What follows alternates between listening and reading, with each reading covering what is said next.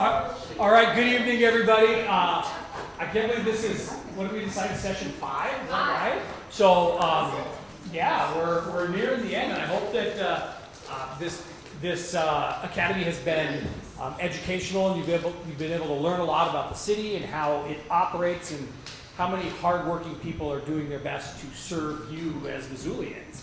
Tonight is, I think, a great topic. It's communications and engagement. AKA the topic that is always changing and will never end because, in the year 2026, I guess we're in now, everybody communicates different and everybody wants to be communicated with differently.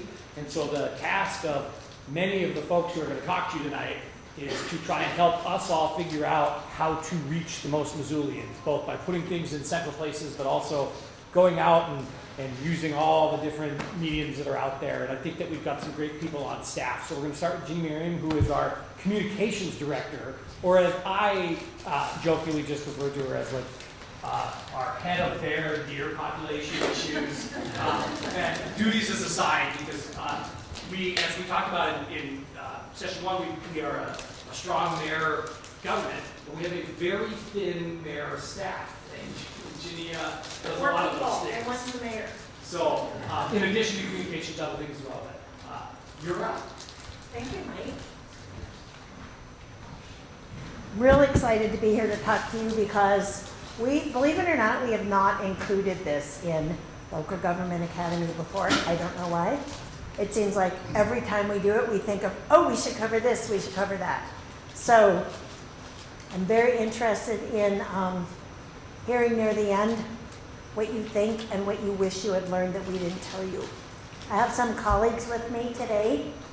Ashley Warren, who is my trusted colleague who communicates for the Missoula Redevelopment Agency. So you hear it always MRA. And Ashley Brittner-Wells, who is our expert in engagement. And we're going to talk a little bit about the difference between communications and engagement. She is called Community Experience Specialist, and she's based in Parks and Recreation. It's really engagement. But she knows a lot of things. And I'm going to have to keep, okay. These are the people who work on communications at the city. That looks like a lot of people. It's actually not, because there are only 4 of us who do only communicating. It's interesting, just a little bit about history of communications in Montana local governments. It's fairly modern that we even have communication staff. I'm not sure what people were thinking years ago, but it was sort of, you're going to find out information about the city one way or the other. Missoula was the first city to hire a communications specialist who was full-time. And that was me, and that was only 20 years ago. So it's a fairly modern thing. Since then, we have added communications specialists in 2 departments that are just so large that it's too much. So Public Works and Mobility and Parks and Recreation each have their own people. And Missoula Redevelopment Agency has its own person, frankly, because it is very complicated and has a lot to say. We also work closely with the public information officers in police and fire. A lot of what they do is talk to news reporters about crimes and fires that have happened. We work with Ashley in engagement, and we work with Kalina in neighborhoods, because we're all very public facing. So that's who we are. Ashley's going to do the slides for me. I am going to talk to you about the traditional communication, which is we tell you, the constituents, information. And it's we're pushing information out to you. 20 years ago, all we had to do was put it in the newspaper and everybody got the information.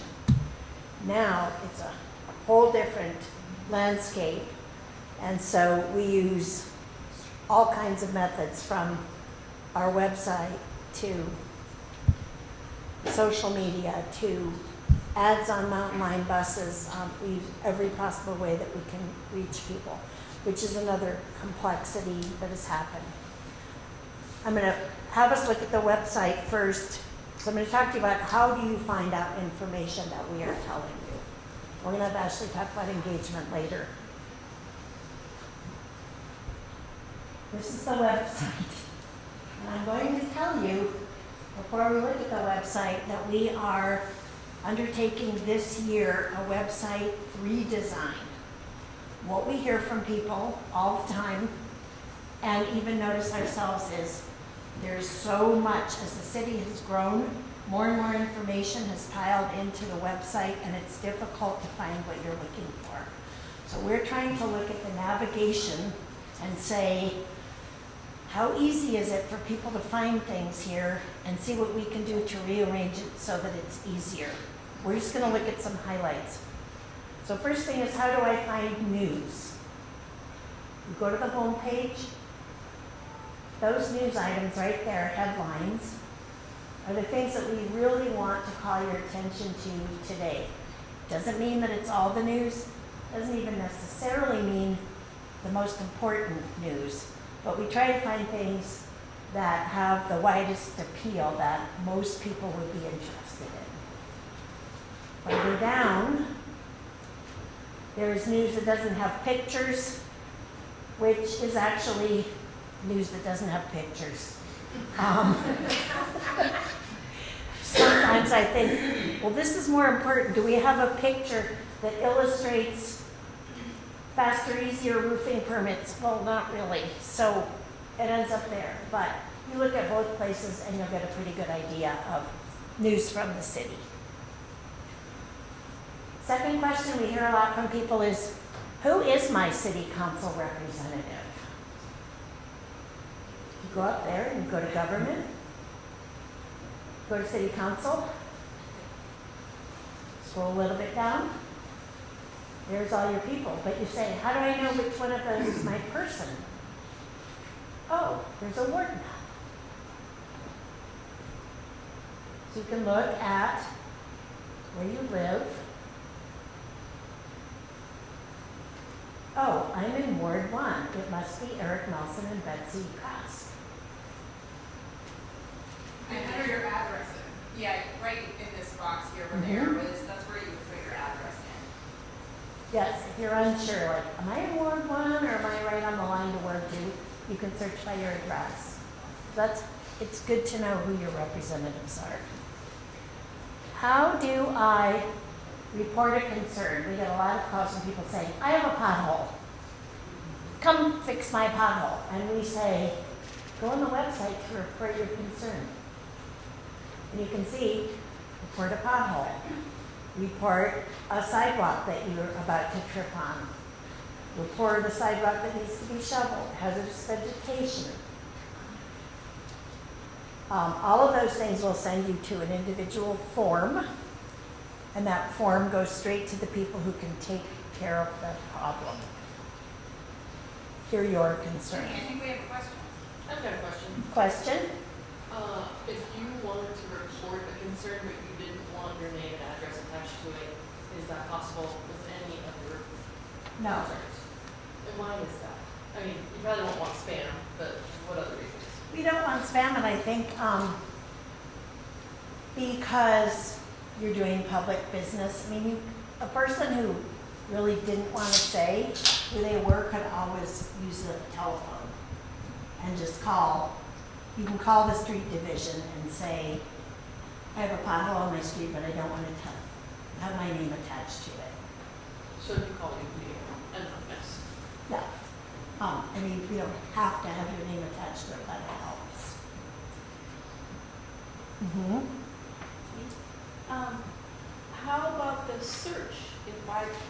If you wrote in there, who's my ward representative, would that come up? Or it's like, how do I report a pothole? Would that come up in search? Would it take you to this? It might, but it might also give you a lot of things that you also don't want because the website has grown so immense with so much material on it. So it's better at this point to use the navigation, which is why we're showing you that so you can go straight to it. And that's one of the major reasons why we are doing a website redesign is because our search function has become less functional over time as more information has been added to the site. So we're actively trying to fix that. Always improving, as Mike said. What if you wonder what's on the city council agenda on Monday or the committee schedule? Where do you go for that? Go there, agendas.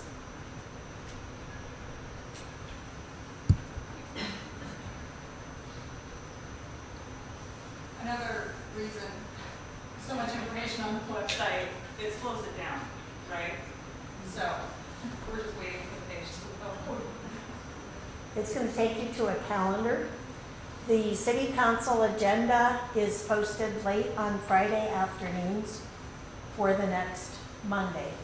And that's how you can see what's on it if you look at it over the weekend. Not coming up, I see. There we go. It'll take you to a calendar.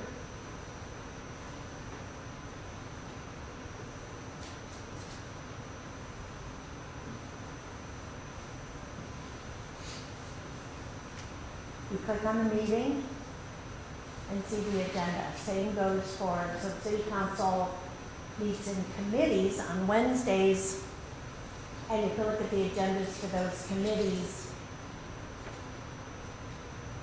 for the Wednesday meetings and see when they are. Now, I'll confess, Ashley said, I don't know if we want to show this, but the city seems to be digging up your street.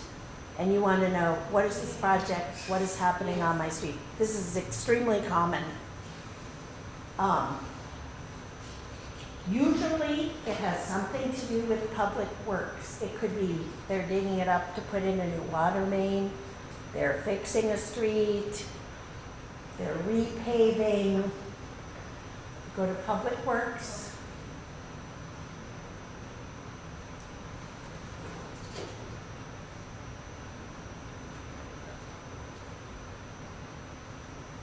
You're going to see what are the things that they are doing under projects. What kind of projects do they have? This is an example of where we can improve in that you might not know it's a chip seal project. You might not know it's a water main project. So that will be changing too. But for now, this is how you find that out. That's the basic way to find your way around the website. Also, can we show Notify Me? Notify Me is a great feature of our website where you can go and sign up to receive all kinds of news about all kinds of things. It could be your neighborhood council newsletter. It could be notice of projects, notice of meetings, the boards and commissions calendar, all these categories. There are dozens that you can sign up to get news about. You could sign up for all of them and it would fill up your inbox, which you probably don't want.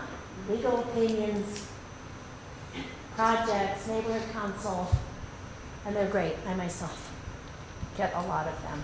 All right, that's some basic website info. We also have a companion website called Engage Missoula.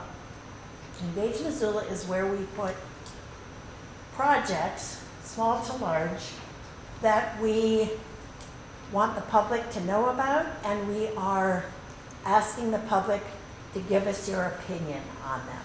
And it could be a survey or leave us a comment, or they're all different ways. You can also, if you're very interested in a project, you can sign up for a newsletter about the project. A lot of the projects have newsletters associated with them, so you will get news about them when they happen. Now I'm gonna have Colleen talk to us about neighborhood councils. Hi everyone. So as you know, me and Melissa, we've been here helping put this on, but we haven't really gone into depth about our office and the Missoula Neighborhoods office. So we're gonna kind of give you a quick little overview, because talking about communications and engagement, neighborhoods is just one structure that folks can use to be connected to the city, and to know what projects are happening in your neighborhood, and just be involved with multiple different things. So I've been in this role since 2022, and then Melissa has been in this role since 2023. Yeah, I'll just jump straight into it. So the Neighborhoods Office was first created in 1996, and our work is dictated by the City of Missoula Charter, which y'all had learned about in the first session here. So the city charter approved the neighborhood council system as a part of city government, and mainly it was created to strengthen neighborhood participation where it exists, and to encourage and support neighborhood participation where it does not yet exist. It was also created to advise city council and the mayor on neighborhood and citywide issues, and to increase citizen participation in the governance of the city. So our office focuses on three main aspects. We work with neighborhood councils and the leadership teams, our neighborhood programs, or we call them energizers, and then our office work or other kind of tasks that happen on the daily. So first I'm going to talk about the neighborhood councils and the leadership teams. So within the City of Missoula boundaries, we have 20 neighborhood councils, or 20 neighborhoods. And we currently have 18 active teams. Why it's 18? So we have Marshall Canyon, which is out by Marshall Mountain in East Missoula. That's not really an active neighborhood right now. And then Two Rivers, which is on the west side of Reserve. It's kind of really annexed. And that one, we don't have anyone engaged with that. So if you know of anyone who lives there or in the Marshall Canyon, please let us know. But that's kind of where we're at right there with the neighborhoods. All residents, homeowner, renter, occupants within that neighborhood's boundaries are members of the neighborhood council. But the leadership team is an elected small group of 5 to 7 neighbors, and they're elected by the larger neighborhood council at their annual large general meeting, and they meet on a regular basis and represent their neighbors. The leadership teams, yes, this is a map. You can also do the same thing what we did with wards by putting in your address, and then you can find your specific neighborhood boundary. The boundaries haven't changed since it was created. We've added new neighborhoods, but the specific boundaries haven't changed. So if you don't know which one you're on, this is kind of a nice tool to use. The leadership, Is the amount of people in each council about equal, or how did you figure out these boundaries? I did not, so they were created in 1996 when the charter was created. I do not know exactly how they were created. I know that there was a committee that created the boundary lines. I don't believe it was due to population. Yeah. Okay. I'm not that old, I was not involved with the creation of this. Before you were born. Before I was born. But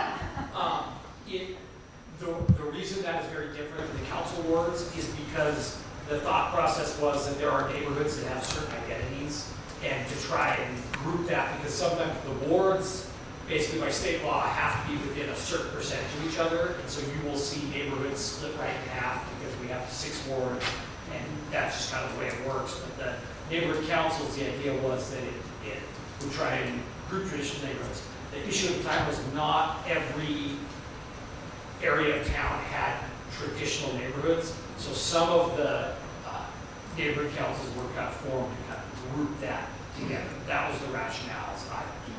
Yeah. That's great, and that's been a question that a lot of neighbors have asked too, is why are the boundaries still as they are? And it's just not something that has been worked on, but it is something that I know many neighbors and the city council have been like thinking about moving forward, because the populations of each neighborhood vary very drastically. Captain John Mullen, I think, has upwards of 9,000 residents, and like South 39th has maybe up to 2,000 or 1,500. So it's just kind of how it's been working out. So the leadership teams are representatives of their communities. They do a lot of really great work. I did want to point out we have 3 current members in our LGA and 1 past. I'm counting you, Gracie, as one. So if you want to raise your hands there to show. So it's Gracie's with Little Rattlesnake, Alan's with the Heart of Missoula, Carrie's with Southgate Triangle, and then Deb used to be on the riverfront. Specifically, these leadership teams are charged with providing an open process by which all neighborhood residents may involve themselves in the affairs of the neighborhood. This is done through hosting regular meetings that are publicly noticed and recorded. They encourage citizen participation, inclusion of different viewpoints and perspectives that allow residents to feel included and empower them to contribute to improving the livability of their communities. And finally, they build opportunities for neighborhood communication, neighborhood-initiated projects, interaction, and problem solving. So they gather feedback, participate in city processes and projects, and find ways to benefit their community. So I just want to show you where you can go. So this is the Find Your Neighborhood page on our website. And each neighborhood has their own website. We're working through updating them with newer priorities and newer photos. But that's a good way to kind of get a feel for that neighborhood or whichever neighborhood you're interested in. That's also where you can find their neighborhood profile. So yeah, it usually says the leadership team members, and then that's how you contact the leadership team. Is that button? It's an email. Each neighborhood has their own email. If you go down, there's like their agendas and minutes, bylaws, and you can sign up for their notify me. And if you go down a little bit more, this is their neighborhood profile, and so it showcases lots of different demographics, building types, community assets. Super interesting. We have a profile for each neighborhood. So if you're ever interested, feel free to look at that. So now, could you go to the community forum page? So another piece of our work with neighborhood councils is we host the neighborhood community forum. And so the community forum consists of 1 representative from each neighborhood and a city council liaison. This is a place for neighbors to share skills and information. We schedule presentations from city departments, community organizations to inform neighbors about what's happening in their community. And these meetings are held on the 4th Thursday of each month at 6 p.m. right here. Neighbors sit around this horseshoe, and the meetings are also broadcast on MCAT. So that's an open public meeting, really fun to go to, a good way to hear about what all the neighborhoods are doing. Great. And the last thing that I wanted to mention, wanted to quickly mention our office. We're responsible for assisting and supporting the leadership teams, developing and managing these programs. We act as a resource for resident inquiries and community engagement, and we also are a resource for the City of Missoula staff to help understand neighbor issues and connect them directly to residents. So, last one is our programs. So we have created these programs so that we can empower Missoulians to take action in their neighborhoods and offer education about important pieces of our government. One of our biggest energizers is our neighborhood grant program. The Neighborhood Energize, it's the Energize Your Neighborhood Grant Program, and these grants support resident-initiated projects that benefit our neighborhoods and the city as a whole. They should facilitate civic cooperation, neighbor engagement, and community building, and truly everything you can think of, real physical improvements, community planning or visioning, all at the neighborhood scale. This year we had an increase in funds, and so we have $35,000 to spend this year to help grant neighborhood initiated projects. They usually open in about September. The grant application closes end of November, early December, and then we'll hopefully be doing the grant awards next month. We also have a program called the Adopted Traffic Circle Program. So for those who know, in like the University District or Rose Park or River Road, there's a lot of permanent traffic circles, and those are maintained by neighbors who adopt that circle. So we have a small grant where folks can buy mulch or plants, anything that they need to help maintain and beautify those spaces. And we've also been including quick builds into those recently. Those are a lot more in a lot more neighborhoods, and so that's a fun way to kind of activate your neighborhood.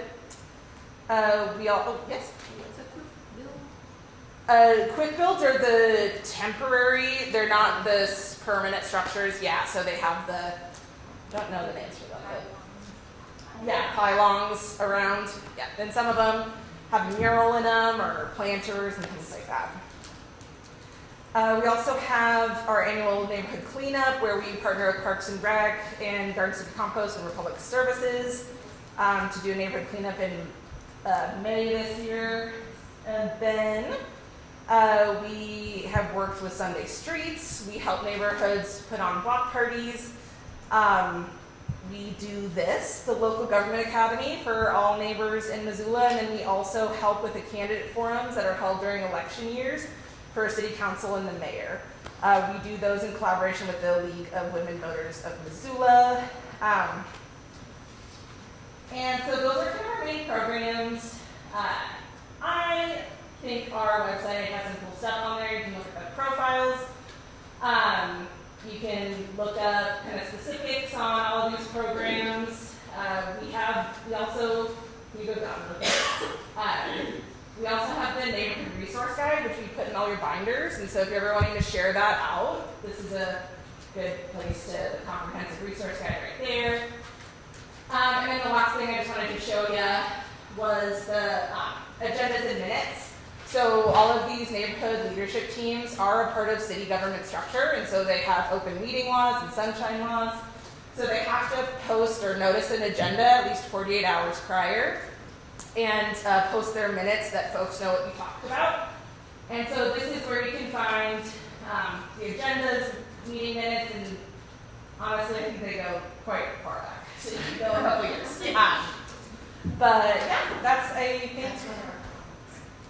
And then, yeah, Jenny had already kind of talked about Notify Me. That's a great way to understand or to hear about meetings, special meetings, or just kind of, we have a place on there you can see the schedule for meetings, but a lot of folks change on the month depending on where they need to meet or if something comes up. So kind of always differs, and so I always tell people to sign up for your neighborhood Notify Me list so you can get notified when it switches.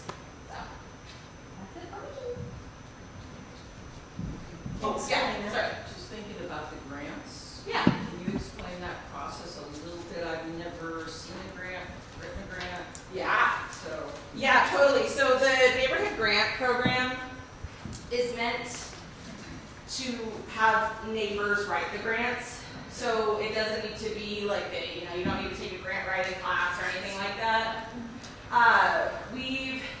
What we really try to do is look at tangible projects that are a benefit to your neighborhood or community.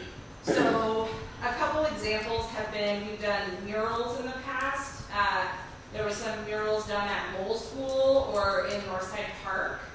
We've also done murals in the quick builds. So we help with paint, we help with refreshments, permits, kind of, that's what the funding can go to.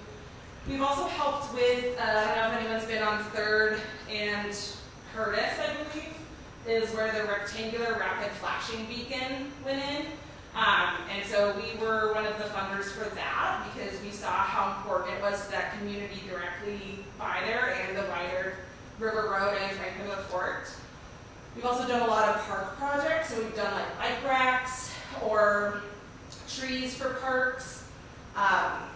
native gardens, really kind of, if anyone has an idea, we always ask folks to reach out to Melissa and I to kind of talk through the idea. We can let you know, okay, so if you're wanting to do a native garden in Bonner Park, then we would say, okay, you're gonna have to talk to Lincoln Lake or Sherry at Parks and Recreation. You'll want to talk to the neighbors directly adjacent to that area of the park. You'll need to talk to the university neighborhood team, and so we help direct you to who you need to talk to accomplish that grant. And so what we really want to see is we just want to see feasible and accomplished projects. We've seen all sorts, like workshops and things like that, and so we love it. It's one of our favorite programs, and so if you ever want to, even if you don't really have the idea fully fleshed out, if you're like, I think this would be really cool, we can help kind of guide it to how you can get to that final spot. Yeah. What's the cycle? CBS cycle? Yeah, so we put the grant applications out in September, and then we do usually a grant workshop where we go over the grant, dive into what we're looking at in each section, go over past ideas, so then it could like spark an idea too, and we do that in October. And we usually have a deadline for, we call them pre-application discussions, which that's connecting with Melissa or I, so that we know, one, what your project is, two, if it's on public right-of-way or public land, you need to make sure that you're talking to the correct department. And then three, we can help you if there's any like questions or concerns you have. And then usually we have them due at the end of November. This year we had it December 1st. Scoring takes a little bit of time because we have a scoring committee built of neighborhood leadership team members. And then we also have a scoring committee for internal staff so that we can get the feasibility from internal staff and then the community-minded benefit from our leadership team members. So, ideally, the neighborhood council would have input on it, essentially, before you submit it. Yeah, so it can be anyone who applies for it. It can be a person or organization or the neighborhood council. But we do like to have it come through the neighborhood leadership team and to say, like, this is my proposal, what do you think? And we do ask for a motion of support or a letter of support from the leadership team because they are the representatives of the neighborhood. So it's a good kind of connection piece. Yeah. Any other questions? Yeah, Ron? You used to have these like mini grants. I don't know if you still have them, but they were kind of like you'd apply 1 month and maybe the next month you get it. And they were for small amounts. Yeah, we used to have small grants and large grants, but we pooled those all together for just one pot of money. You can apply for up to $6,000, but you don't have to apply for that full amount. So you can do the small ones and things like that. We've had a budget of about $20,000 for the last few years, and every year I've been a part of it, and then from quite a long time before that, we've had to say no to projects, and so there's a big desire from the community to apply for these grants, and so we thought putting them into a large one kind of pot would give a little bit more funding available. But if you want a small grant, you also can only apply for that in December with the whole other thing. You don't have kind of this rolling monthly deal. Yeah, Okay. yeah. All right, thank you. Any other questions? All right. I have to boast about neighborhoods just a little bit. They do all those things with a staff of 2 people. 2. We hear always saying, we need more communications people. We have so much to talk about. They do it with 2 people. They're really incredible. Ashley's back. Okay. We're going to move to some sort of outside the city sources of information. Missoula Community Access Television, MCAT, is an incredible resource for us. They are, I won't get way into this, but they are partly funded by part of the franchise fee that Spectrum pays to use city infrastructure. And we contract with them for 1,400 hours of civic TV programming every year. So every year we have 1,400 hours to spend on all the recorded council meetings, all the city council committee meetings are there. If we hold an open house or a public meeting of some kind, we usually summon them and they come and record it. For those of you who are part of the 3,947 households in Missoula who still have cable TV, if you can believe, it's down to that, you can watch Civic TV on channel 190, and all those things are on your cable television.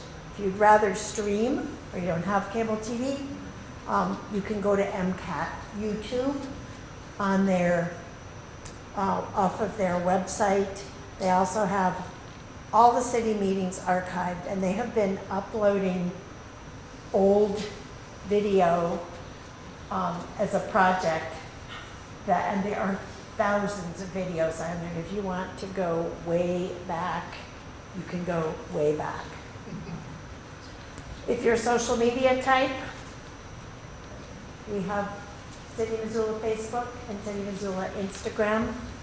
Those are our main pages. In recent years, we have tried to very much focus and consolidate on our main city page and our main Instagram page, which is new. There are some specialized pages at the city, like if you have a child who goes to Splash, Montana every day in the summer, you'll want to know about aquatics, things like pool is closing because of lightning. And so very specialized pages do that, but most of our main information is going to be on those main Facebook and Insta pages. Other places, other communications avenues, we do quite a bit on radio. We have a great partnership with Town Square Media. I do a city radio show called City Talk at 9 o'clock in the morning on the second and fourth Fridays, like tomorrow. And I always bring a guest. We have a topic that we talk about. Ashley Warren is on Z100 at 8 o'clock in the morning on the first and third Friday. So pretty much every Friday morning on the Town Square station, you're going to hear things about the city. And it's actually fun. We love getting callers, and we get all kinds of questions that stump us, and sometimes we know the answer.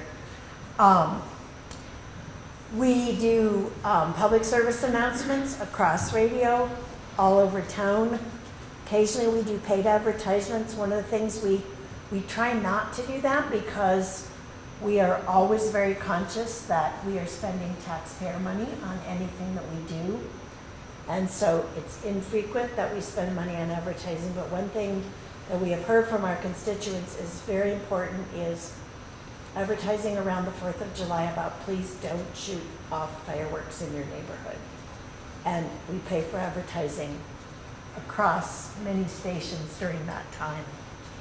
If you ride Mountain Line buses, you'll occasionally see us in the digital ads on the buses. If you get a water bill, a utility bill in the mail, there's a quarterly Public Works newsletter that will be in there, and then we put other information in there as well. We highly encourage people to sign up for Smart 911, which is a county-based service that will text you, phone you, let you know when there's an emergency in your neighborhood, and that covers the city and the county. And you sign up by your address, and so it can find you and give you the information. It's great, especially during fire season. We also have tons of signs all over the place. Parks is especially interested in signs. If you take your dogs walking in North Hills or somewhere, there'll be a sign telling you when you can take your dog off the leash, please pick up your dog poop. We have historical signs that'll tell you history of an area, and you can get information there. I have to oh, yeah? Can I put a plug in for Smart 911? If there's Yes. people having cell phones, especially if they move from somewhere else, if you call 911 on your cell phone, and in my case it's at a Kentucky area code, you are. So if you sign up for Smart 911, you can put your home address, people in the house, special needs things, animals, and all that type of stuff. So when you do call 911, especially if you don't have a landline, it's a good way of getting to emergency personnel, the right emergency personnel. That's true too. I forgot that part about it. Also gives information back to first responders so that they know when you call, oh, there are also 2 dogs there. Yeah, it is an excellent service. So how do you sign up for it? Go to the county website. The Smart 911. Smart I 911. think so, yeah. Mhm. But it also has, it's based in the county, but it's got city information too. Due to my journalism degree, I must encourage you to please consume local news and support it. One of the main things that communications people do is we work with news reporters. I talk to reporters every day. It's one of my favorite parts of my job is especially helping young reporters come along. We're extremely open with press. They're a top priority when a reporter calls me in the morning and says, I'm doing a story today, it's TV, I need somebody, I get them a person, and I get them the best person who has the information, who can talk to their readers, viewers, listeners. People complain bitterly to me about the Missoulian having a paywall, and I don't want to pay. And I'll spare you my lecture about you've always paid for news, but this is a different way. If you don't want to do that, though, the Missoula Current online does an excellent job at covering local government, city and county. So does the Montana Free Press. KPAX, you don't have to have cable television to look at TV news, and you don't have to look at 10 p.m. You can go to a website. All 3 of the local stations, KPAX, KECI, and ABC Fox Nonstop Local, all put their stories on the website, no charge. Radio news is a great thing. Not every radio station does news anymore, but the top 3 who cover the most news are Montana Public Radio, KUFM, MTR, Town Square Media, and the Trail 103.3 all do local news.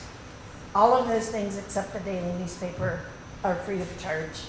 And mostly they do a great job, and we work with them very closely.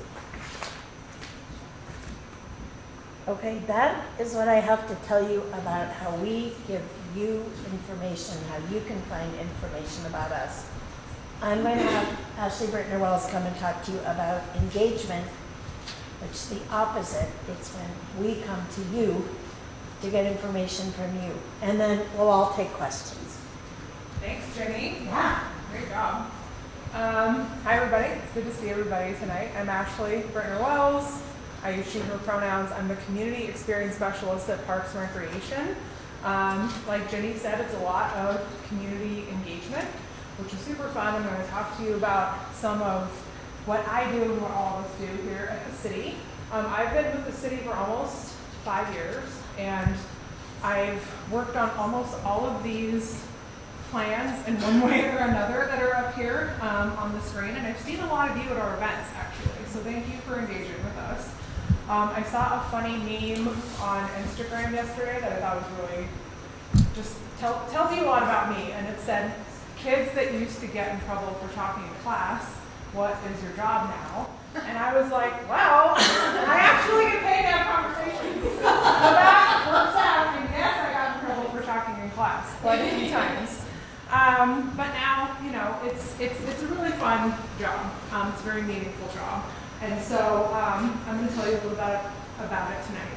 So in the last few years, the city's adopted 4 major planning documents that really encompass a lot of the work that we do at the city as a government. And so our Missoula 2045 Land Use Plan, the Missoula Connect Long Range Transportation Plan, the Parks, Open Space, and Trails 2045 Master Plan.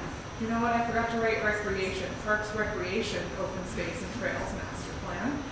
Don't tell anybody in my department that I forgot that part of the acronym. John, I'm gonna, okay. And then the Community Health Improvement Plan. And the reason I elevate these is because they were really kind of, over the last few years, demonstrations of our kind of newish engagement approach, which is really trying to go out and meet people where they're at, try a lot of different varieties of engaging, not just having, you know, one open house where you can come and provide your input and then, you know, have a nice day, trying to have more of an ongoing conversation with folks, especially with something like the land use plan, which took 3 years to develop. The Parks, Recreation, Open Space, and Trails plan was about 2 years. And the same for, you know, a lot of our larger planning documents. They're multi-year projects. It's very important that we try to keep folks engaged and involved along the way. And so through those processes, through those 4 plans, we've reached, you know, thousands of people with dozens of different types of engagement.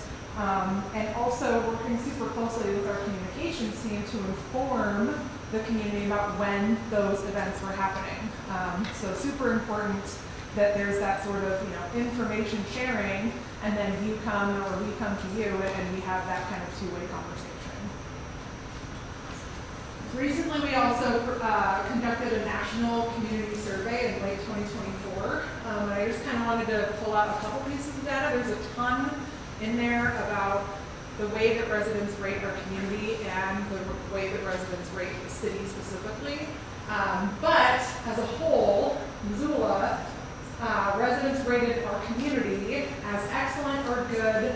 66% rated us excellent or good as residents' connection engagement with their community. So we have a very engaged community in Missoula.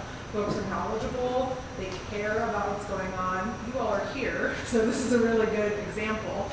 Folks care about what's going on in their communities. They really want to know what's going on, and they want to be involved in what's happening as well. 71% rated as excellent or good opportunities to participate in community matters.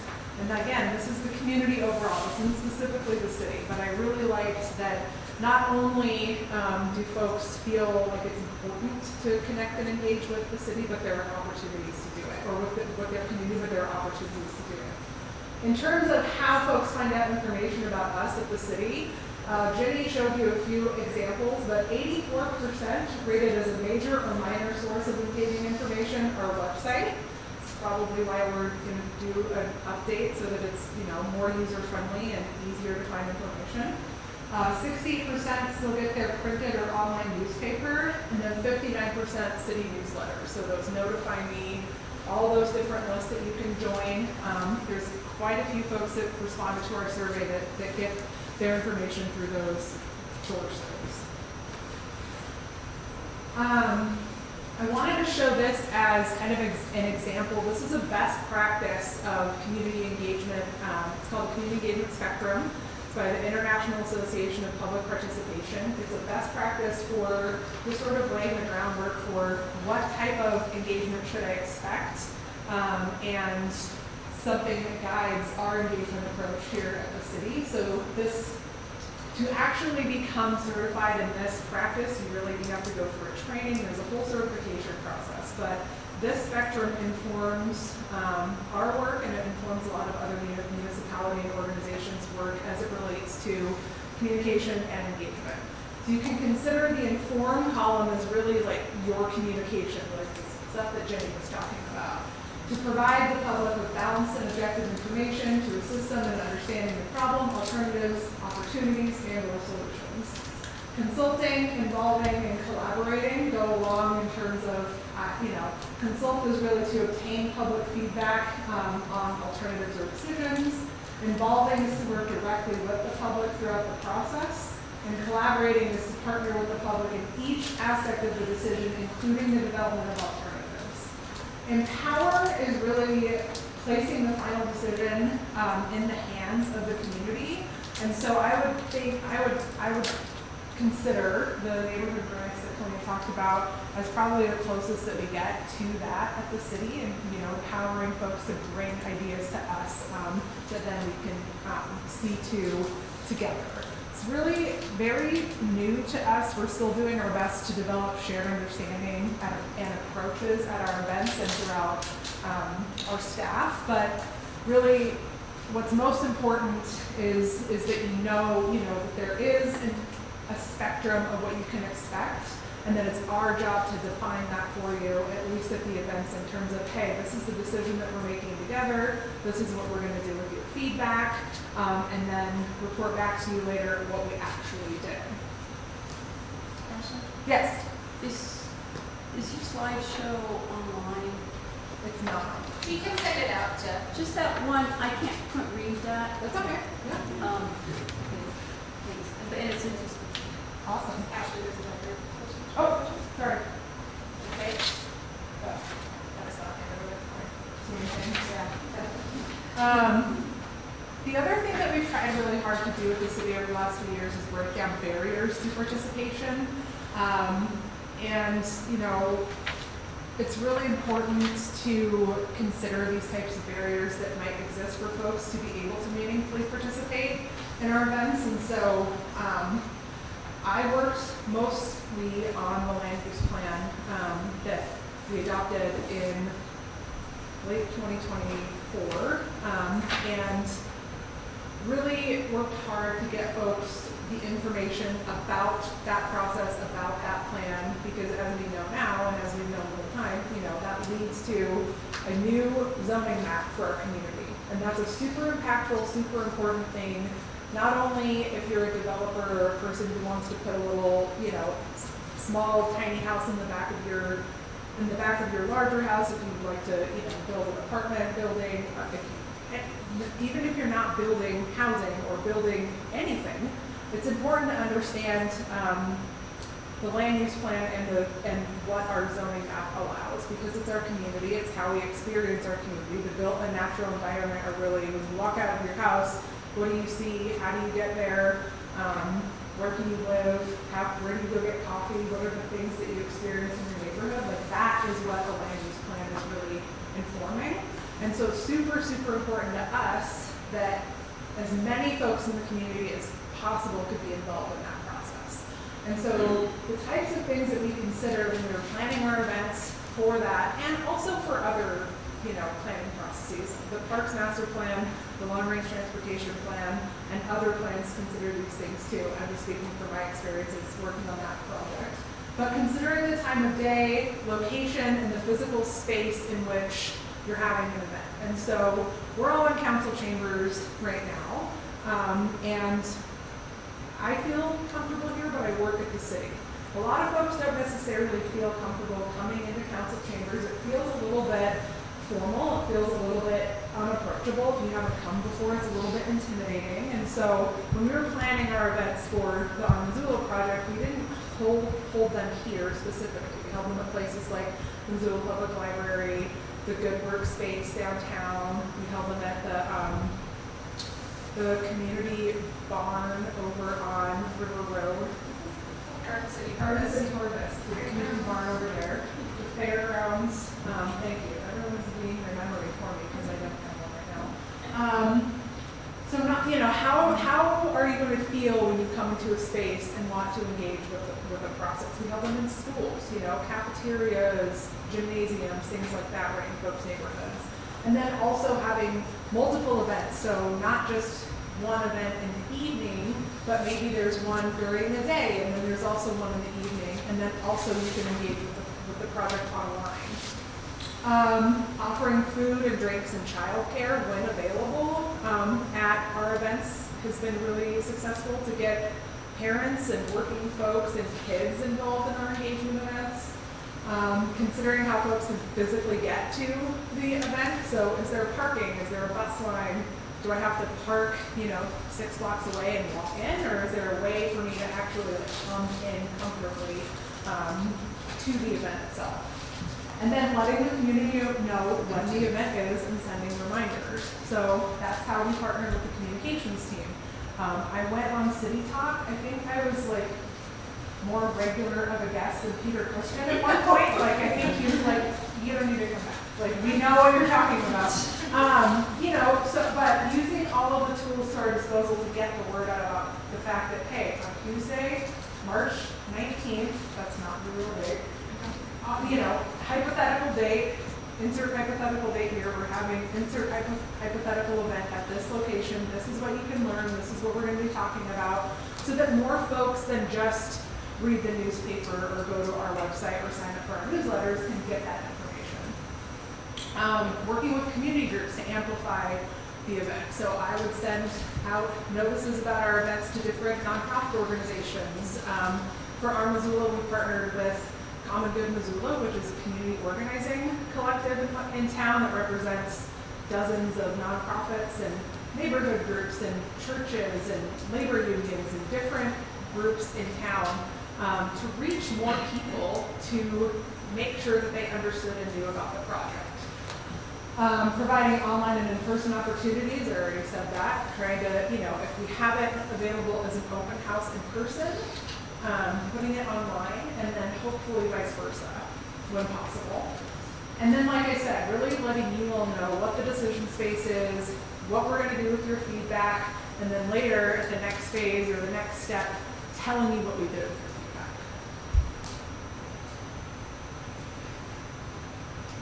The other thing that we've done, and I talked a little bit about this last week, is develop a program called City Chats in the Parks. And so that's just a really hyper-local way to get out into neighborhoods, into the community, to talk to folks right in your neighborhood, right outside, even when it's raining. There was one year, the first year we did it, it was one of our first events, and it was at Westside Park, and the sky was opened, and it was dumping, and we were all trying to gather our tents and gather our papers and get all the things and go back to our cars, and it wasn't ultimately that successful. But over the years, and I meant to pull up the map, we've really, over the last 3 years that we've done this, we've reached nearly every corner of the city. And we've tried really intentionally every year to go to places that we haven't been before, because we have conversations with folks that are super, one-on-one. So hey, in these pictures, there's our crisis intervention team, the Missoula team, our climate team, and I can't see the person all the way at the back on the left-hand side. And then here we've got the Missoula Redevelopment Agency, and then on the right, we have our housing policy specialist who's probably talking about our affordable housing trust fund. And so just different ways to get out and talk to folks in the community, and reaching them in parks, which are a community asset. So it's been super fun and super successful. We also host open houses, charrettes, and workshops.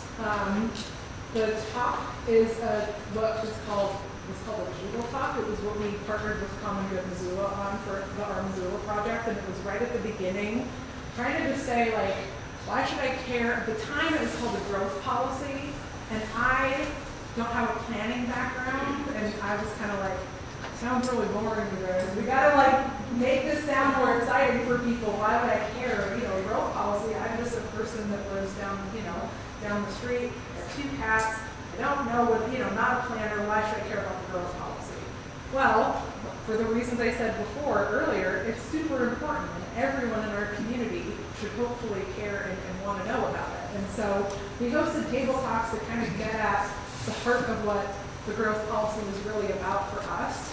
And one of those things was addressing the housing crisis in the city. And so we had talks with neighbors from all different backgrounds, different neighborhoods, we went to different areas of the community. This one was at 3 Cycles, and just talked to folks and answered questions and talked about what they were experiencing while we told them about the process and what what inequities exist in our community right now, or well, right now, but especially at the time, as we were going through the process, to just let folks know why the growth policy update was important. Can you go back one? Sorry. The middle is the kickoff of the Our Missoula project. We did that at the fairgrounds in partnership with Common Good, and we had over 200 folks that showed up to that event, which was kind of unheard of and very, very successful. The bottom right is one of our other Our Missoula workshops, and then because I'm showing a lot of adults in the other examples, the top right is one of the just kind of dry your neighborhood activities that we did with some folks. And then the bottom left is some little kiddos through the Parks, Recreation, Open Space, and Trails Master Plan. Like, hey, what would you like to see in a park? Our previous director, Donna, always told a story about a kid that wanted to have a zip line from the top, was it Lolo Peaks? One of the mountains, top of Lolo Peak to Currents, right? just put a zip line in. And it's like, sounds great. But this particular kiddo would like a water park, a roller coaster, or a trampoline. It was like, sounds great. But the meeting, I mean, I wanted to show that we do also like engage kids in our processes, especially with parks, but even with the land use plan, like we went and did some workshops with kiddos about the stuff that they would like to see in their neighborhoods. Not just houses, not just, the thing, we think of it in terms of everyone that lives in our community. And so it's kind of fun to go and hear their ideas, even if they are roller coaster or roller coaster adjacent. Excellent. Thank you.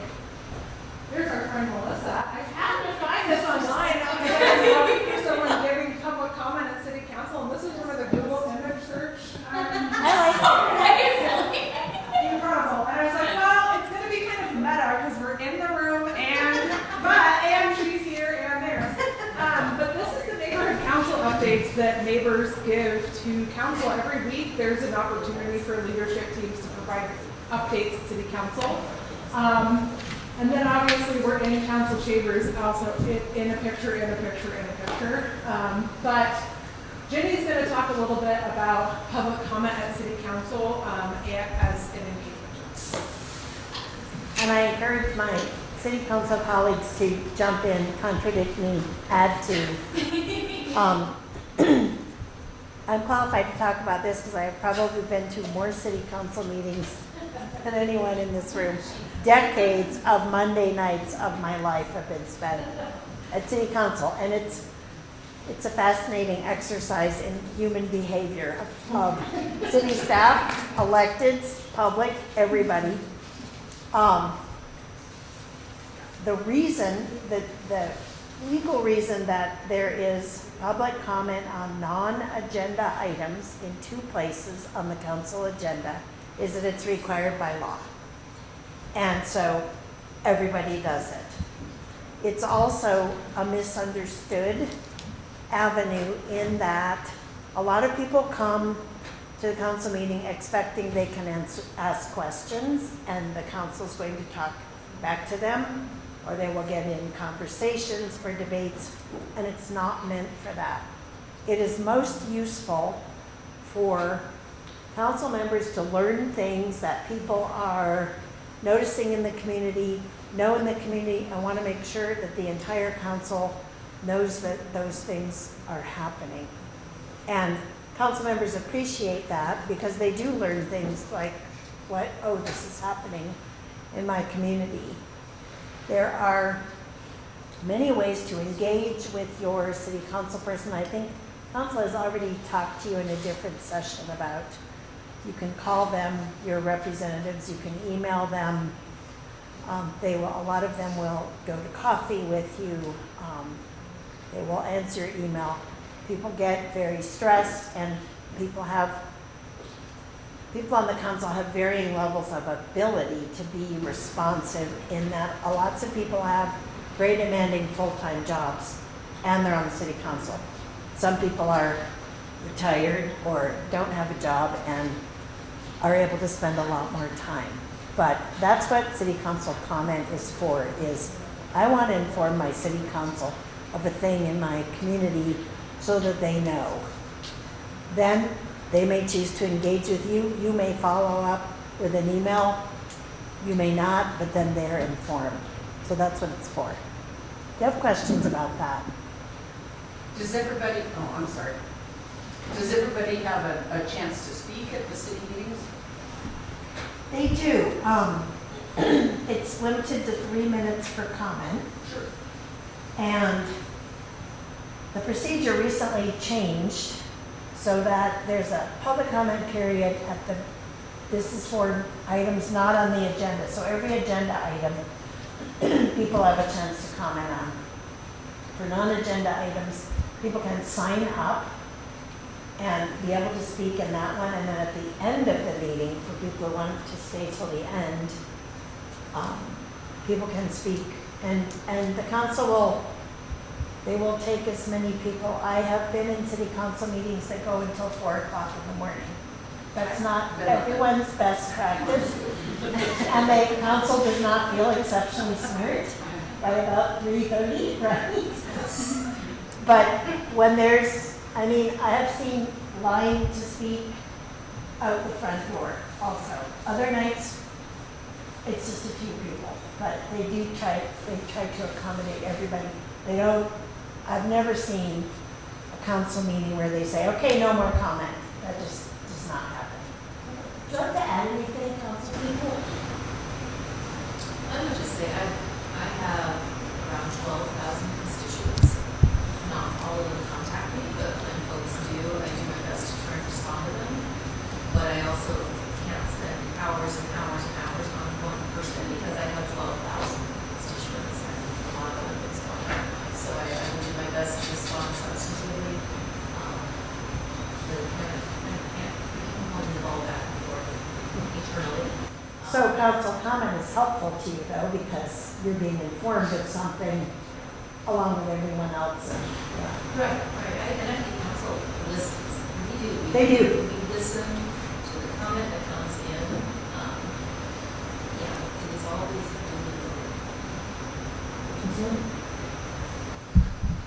I keep standing up because I don't want to get in trouble with that cat. Mary makes our life go Mary will sometimes. smite you. Yes.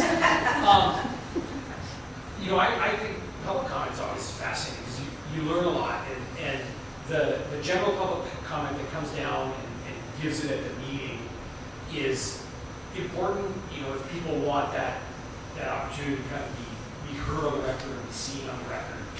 Public comment that comes in earlier in the process, either email or calling your council members, I think is more effective because we have more time to kind of look into that and kind of tell the staff, hey, we want you to speak to this, or we need more information on this. So if there's something that's really kind of caught your interest, the sooner that you get that comment to us, the more likely we are to be able to have staff prepare an answer and have us ask questions about it and kind of get you information. And the general public comment, I don't know if I might get ahead of you here, but the 2 sessions for general public comment is balanced between how much time do we take at the beginning of the meeting to give the public time to talk about stuff that's not on our agenda, because all that time kind of delays the time we're talking about the stuff that's actually on our agenda that you may have come down specifically to comment on. If there's a subdivision next to you that we're voting on that night, the balance is how much time do we have kind of general public comment at the beginning that then makes the person whose issue is being voted on that they wait versus kind of doing it at the end. So people who are commenting on the action items, which they also get a chance to remain. Yeah, and I think it's at a good balance now because there's time at the beginning, there's time at the end. Let me turn it back to Ashley. Oh, another question? So, is there any value to being the squeaky? So here's the choice. If I was to email something, there's something I'm quite passionate about that relates to the quality of life in Missoula. Is there something valuable in being the squeaky wheel that comes to every meeting and says a short 3-minute thing about the thing I'm passionate about, or is it better to do it? I'm not a very good email writer, or a writer period, and I'm working on my speaking skills, so coming back again and again with, this is what I saw this month, this is what I saw, this is the data that I gathered this month, just to let the council know that you're doing your citizen work, or is it better to just do it once, put it on the radar, let it simmer for a while, and then come back with more data and things like that? Ranchers on the record. From my perspective, first of all, I mean, every council member is different, the mayor is different. It really depends on two things. One, what your comfort level is and what your style is, and two, maybe what the issue is. Because there may be things where somebody brings something up to us, it's not on our agenda anytime soon, but it gives us an opportunity to work with staff, work with committees, and kind of figure out how do we look into this. There are folks, one of them sitting right behind you, who come weekly, and we hear that and we see it. One thing that I will say, and I think Ms. Schreiber might echo this, that can be frustrating there is sometimes you come every week, but it's not in front of council yet, so it can be frustrating because it feels like, we aren't there yet. But sometimes it's just the wheels of government are moving slowly, so the vote isn't on council yet. So it really is issue by issue, but if you're someone who would feel better coming every week, come every week. I would just add to that too. Over the years, I have seen many council actions and ordinances brought because of either constituent, all different types.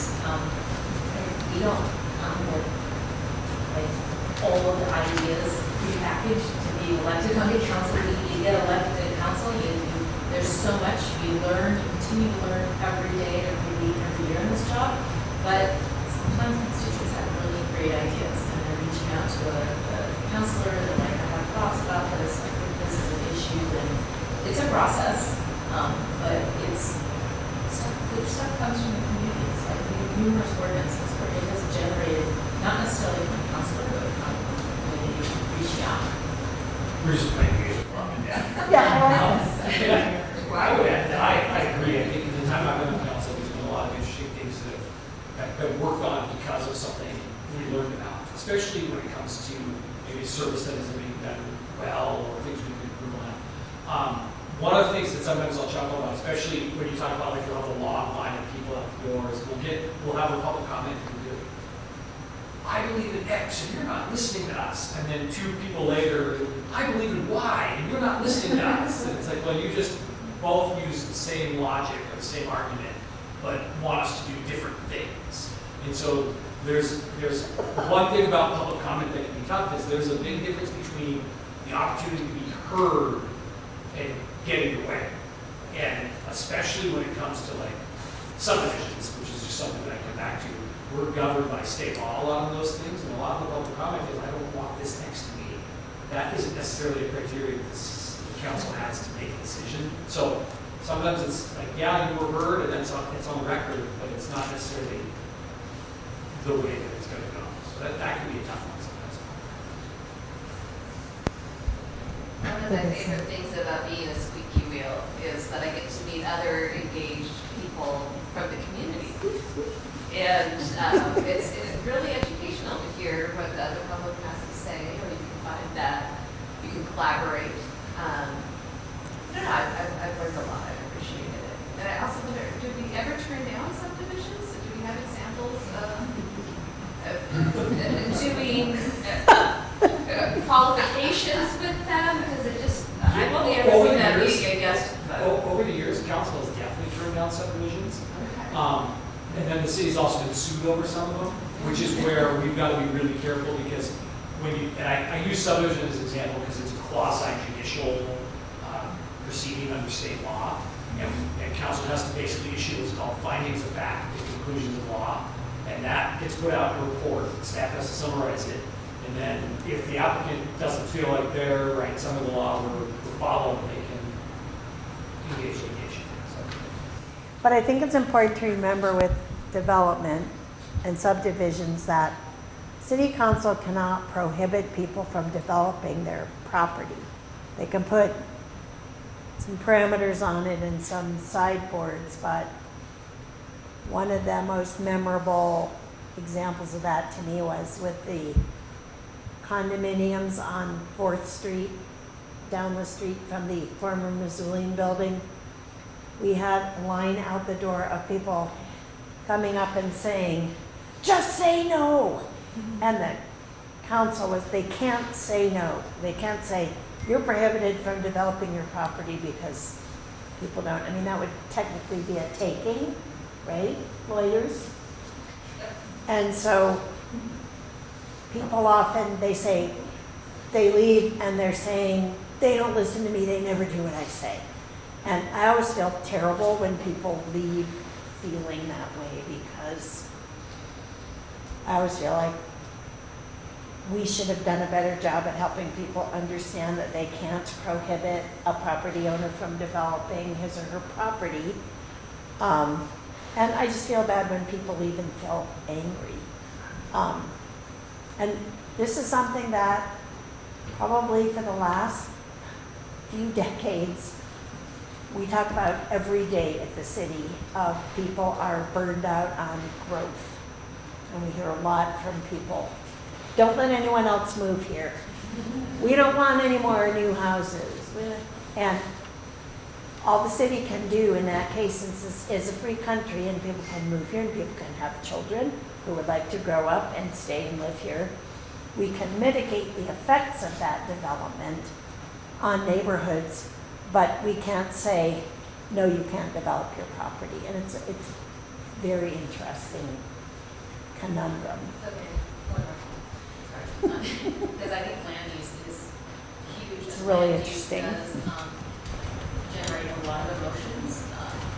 Totally justifiably so, because people love Missoula and it's change and it's their built environment and they'll see it.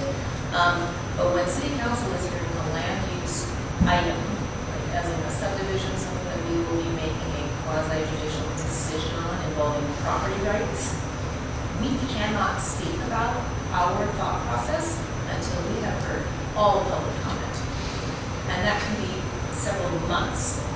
And if we say, well, yeah, I think it's a terrible, terrible project, and the landowner knows that we have said that before it has come to a vote, and now that's the basis for a lawsuit right there, and we lost that lawsuit. So when people are lined about the door and we go until 2 in the morning, most folks have left by the time we are then actually getting to say our piece before we vote. That's when we get to say our thoughts and our rationale and why we're voting for it. So you do have to wait until the end if you want to hear our thought process. And that's just something to be aware of, because I think, I remember after the 4th Street project that you were referencing, a guy I know from grade school posted this really dumb thing on Facebook. It was like, I can't stand they did this. And I was like, John, I'm going to send you an email. It was a 5-page email. And he was like, oh, I never thought about all this. He's like, can I post it? I'm like, fine. I don't have to do all this stuff if you want to. And be like, oh, this is really thoughtful, actually. So I'm just saying, you gotta wait till the end if you want to hear our thoughts on it. Never easy. More? Can you speak a little bit to opportunities to submit written comment, like the folks that can't make meetings, like sending a letter, sending an email, like what the right avenues for that are? Yes, you may always do that. If there's an item on city council agenda, you can click on the item and submit comment directly that way. You can also email. You can email select group of council members, or you can email everybody off the website. You can also phone them, which is probably not as effective as having an email for public comment on an item, or no? So because these meetings have already happened, these options look different, but if the meeting is coming up, there will be an option on this screen that says leave a public comment, and you can do so digitally before the meeting. Then all of those comments are collected and submitted to city council. So you do not have to be present. Actually, I think that's a good question. Taking that a step further, I wonder, who should you submit a comment to? Right? Let's say you're around town, there's something that you like or something you don't like. You want to comment on that, you want to see action.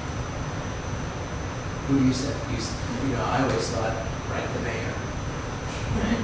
But you write to the city council, Yeah. How do you make that decision on what body you submit your comments to? If it's a physical thing that you see, I'm suggesting go ahead and interrupt me if necessary. I think it would be good to submit a comment to the ward representatives of the ward that you're seeing the thing in, and maybe also to your own ward representatives. Yeah. Just so they know, oh, this is my constituent, and he's noticing a thing downtown, even though that's not in our ward. Agree? Yeah. I've also had people just email me, and I'm sure Melina knows that I have this a lot too, but like, we're not technically community liaison, I mean, my job isn't community liaison, but that is technically what our jobs should be considered, I would say. If you have, like I've had people reach out to me about public works, for example, and I was really happy that they did public works Jeopardy so I could learn more about the department, because I'm not an expert in public works, but I at least would know who to sort of connect you with, and so there's that option too, like myself or Tony or Melissa, and then, that's what the benefit of doing a lot of engagement, different city chats in the parks, or just, having, and it's coming up, but just an ongoing presence in the community has garnered us, is just that sort of face-to-face, one-on-one, like, oh, I met Ashley Moore at the farmer's market last summer talking about MRA, and now I have this pothole in front of my house, or there's a construction fence blocking my sidewalk. Who do I talk to about that? Like, these are things that we dealt with. By just sort of being like, hey, actually, I have this thing. I'll be like, I'm going to find out, and I will connect you with the person. So that's And we all do that. Yeah, I was gonna say, I think last week I had a call who someone was asking about a down branch. Yep. And they were like, what do I do with this? And I got them to the how do I report place on the website. And then I said, if that doesn't work, give me a call back. I can give you the urban forestry's department number. But I also wanted to mention that neighborhood councils is also really good for the leadership teams, especially for the squeaky wheel comment too. If there's not something that's on an agenda for city council just yet, and the leadership teams are there to hear neighbor concerns and then start looking into solutions or looking at how they can help the problem. So if there's, like, I've seen 3 crashes on my street this week, can we lower the speed limit? A lot of folks will come to the leadership team first, and then the leadership team will talk to Ben Weiss at the Public Works and Mobility, or Aaron Wilson, or talk to city council and say, like, this is what we've been hearing a lot of, and so that's just another avenue. That's what I was gonna say. You heard from Gwen Jones, City Council, that sometimes they have a lot of constituents and they can't give you a lot of their time. Neighborhood leadership teams have a little bit more time because it's a smaller role, but that's our function, is to be more interactive with our neighbors, maybe have a little bit more information, maybe have a more direct line to city council, to the different departments that we've met and worked with. We've also had people not on leadership teams and on leadership forums, special groups. The Lower Rattlesnake has had issues that we've been concerned about for 20 plus years. And we've got the Prescott School, and now there's a special group for that. Like, you can create your own groups, there's power in numbers, and then you can go reach out to the right department and the person, get more understanding of what's been going on already. What are the rules? What can city do? What can't? What are the county, the state restrictions, those things. So there are lots of avenues for you to kind of form your own opinion and plan and your own comment beyond just 3 minutes on a Monday night that might take up a lot of your time, and not all of it is necessarily something you're passionate about. If you're passionate about it, you have time to meet with local neighbors, find out they're passionate about too because they live next to the train horns, or they live next to Prescott School, or they live next to a park that gets loud at night, things like that. You tell your leadership team, they might bring it to community forum, they might bring it to city council, they have more backing, there's more names attached to it, there's more weight to it. You can also get more businesses involved. Like, there are so many things that you can do beyond just 3 minutes on a Monday night and come back every Monday night. That was great. Thank you. Are you a plant? Just kidding. You're like, and then I was like, all right. Any other questions before we move along? Just one to Jean. What was the issue that had council cleared until 4:00 in the morning? I've seen several. One of them was the urban camping ordinance,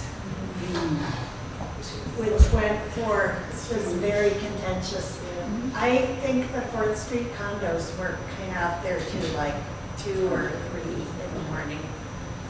And council members, lets everyone talk. I mean, it's really, the mayor runs the meeting, the mayor, I remember marrying and looking and seeing the tail end of the lines. It's, thank you. The budget meeting is the longest meeting we've Oh, ever the had. budget? The budget meeting Yes, the week after that budget. attorney passed away. It was the longest meeting we've ever had. But it's led us to change council rules a little bit on how we do the budget, which I think is positive. Because what was happening is a couple of council members were bringing a lot of amendments that night, and nobody had any chance to look at them or see them. And so we've changed the process where council members have to turn in amendments so that we can publicly notice them. So when you come give public comment, you know what the amendments to the budget that are going to be proposed are. And so it's made for a better process. So we have an experience like that, then we try and make that. One more slide. So really the takeaway that I want folks, that all of you to sort of think about moving forward is how you can continue to engage with the city. We're trying, even without the big, huge planning processes and master plans and land use plans, those things are adopted, but the conversation continues. Like, it's our job to make sure that folks still understand them, that you know where to find that information, and that we have a presence at these at events in the community. And so, we do city chats. We have another season of that coming up. Ashley tables a lot at the farmers market, or has in the past. We'll go to different community events, different cultural events, neighborhood council general meetings, the local government academy, and other city events to just make sure that folks understand how to engage in the different places at which you can do that. And so we want to make sure that you feel like you know who you can contact if you have a question. So all of the folks that Ginny had on that initial slide are great places to start. Helena and Melissa, obviously with the local government academy, you've probably been hearing a lot from them for that reason. And then any of us that have presented as well. Like, our job is to hear what you have to say, and if it's questions that we can't answer, pass it along to the folks who do. But the benefit that we have is that we work with the city, so we might know, we don't have to sort through the website and try and figure out, is it a chip seal, is it a pothole, is it a this or a that? None of my business. I know who to pass it to, and they will answer your question, because you don't want to see me running any of that heavy equipment. We have some questions for you, but I wonder, my first question is, does anybody want a 5-minute break to go to the bathroom and stretch your legs and stuff, or do you want to jump into a conversation? Yeah. Break time? If we want to come back at like 8:15, and then we just have a few questions to have a fun conversation and go from there. Thank you all for being so attentive and hearing about communications and engagement with the city. All right, well, we just have a couple questions that we want to pose to everybody before we break for the evening. I feel like my computer's on strike. Raise your hand if you've ever attended an engagement event at the city. If you've gone and to make comment, if you've done any sort of like planning. Okay. What, Renee, what event were you at and were any of us there?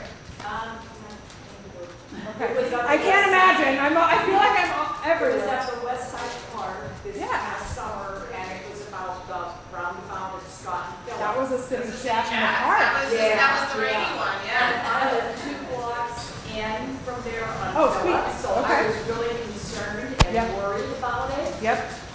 And going there and talking to, whoever, was Yeah. putting it together, the Yep. engineer, whoever. There the were a couple design guys, of the it. engineers were there. Yeah, and getting an explanation, and now it's like, oh my gosh, because I would never drive through there because it was so crazy. Now it's. Even taking a right was, Yeah. yeah. Well, I don't know how anyone would beautify it. Right, no, I It's hear fabulous you. Totally. because it's all cement. Yeah. Well, you're also, just like, sorry, was it Gracie? Just like we planted Gracie, we planted you to say, yeah, I was at City Chats and it was really successful. Thank you so much. Yeah, but thank you. I wanted to comment. That's I awesome. really appreciate that. Yeah, well, that's how we intentionally plan City Chats. We try to at least, is hey, is there something going on in a neighborhood where, you know, we know that there's going to be a big disruption, or we know there's a project happening, so that we can have an event like that. Just worked out because, you know, Westside Park is right there. Trying to think of other stuff that we've done. Yeah, I mean, Finished on time. that And it then all was. of a I sudden think it it was was open. I was kind of disappointed that there wasn't like a ribbon cutting ceremony. Well, it was a week of school. Yeah. And so that, I know. Believe I me, was like, they were, it's yeah, open. totally, yeah. Awesome. Have any of you used Engage Missoula? Awesome. Steffi, what's been your experience using Engage Missoula? Kind of lost on the website, and so it's been a lot of in-person things, so as opposed to the Yeah. I feel like you were in the land use plan stuff, right? Did you come to some of those events? Yeah, like the mayor forum and Yeah. a couple of random. Yeah, we used to do the ones with the mayor at the library Yeah. too, that was fun. What would make it easier for you to engage with the city? And anybody can answer this is just kind of a general question, but we talked a lot about what we do, now we want to know how we can do better.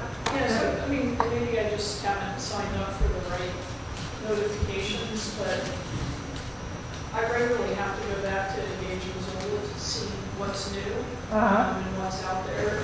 If there would be a way to, and maybe it's a separate sign-up, but, you know, if someone wants to follow Engage Missoula, like you could get a notification that there's something new in Engage Missoula to go take a look at. Cool, okay. Because I often need to go back and check, and then I forget, and by the time I go back in and look, the comment periods on some things are closed, and Got it. Off that, could you do, like recommended, like, for you, kind of like you subscribe to one email list, and then it pops up, hey, there's these other projects that are coming up that you might also be interested in, because you're interested in, like, you're interested in parks, okay, here's this email, and then here's these other, like, 2 or 3 that might also spark your curiosity. That's a great idea. Were you gonna say something, Renee? Or were you No, just the same, I validating? agree chat about the Engage Missoula. Oh, It cool. seems like sporadically, Yeah. it doesn't pop up. Gotcha. Yeah. I like that. Do you know much about Engage Missoula, or Ashley, just kind of, because I think we are a little beholden to what they allow us to do in that. Yeah. And so I've heard that before, where it's like, if there's a new project that pops up onto Engage Missoula, can I get a notification about it? And I don't know if that's a possibility. So the way Engage Missoula is built, the notifications are really tied to the individual projects instead of all of the projects. We also don't want to spam Missoulians, and it's very likely that not every single person subscribed to Engage Missoula wants to hear about every single project that comes out. But I'll be perfectly honest, I don't know with 100% certainty if the platform even has that capability. The training that I have had thus far I have not come across the ability to message everyone who is a member to say there is a new project. But within projects, yes, you can subscribe if that function has been added. And right here, I want to go on a little sidebar a bit. When Ashley talked about levels of engagement, and this does come from best practices across the country in engagement theory, we do try and match that with our projects. So I would recommend when you see a project on Engaged, one of the first places you should look is in that top right-hand corner to see which badge has been added to the project, and that will tell you kind of what the decision space is for the project. Now, they should all have them. So this one is they want you to both get information and participate. But not every single project is going to have that setting. Some projects, we put them out there just because we know the community is very interested and we want to inform. But if it's set to inform, that doesn't necessarily mean there's going to be an opportunity for you to give feedback. Conversely, when we have a project up there and like all 4 of those little widgets are lit up, we absolutely want you to be with us throughout the process and participating. I'll also pull back the curtain just a little bit. We have a lot of people who create projects on Engage Missoula, and not every project is created the same way. So, for example, some projects will have the opportunity to ask questions. Some projects won't. And there's a lot of reasons why a project may not have the opportunity to ask questions. It could simply be that we don't have staff capacity. It could be that the timeline for the project is so long that we're better served by having a frequently asked questions section rather than having the public ask questions, because we wouldn't necessarily have answers. So it's not perfect. I will fully admit that it's not a perfect system, but we do our best to build the projects in a way that accurately represents. Oh, did you engage with us? Engage. Hold on, let me get back to my page. I started a. We do our best to build the projects in a way that accurately represents what we expect from the public and what we can offer as the city. And to your point, what were your name again? I'm sorry. I'm Robert. Robert's question about, well, who do I even contact? Like, where do I start?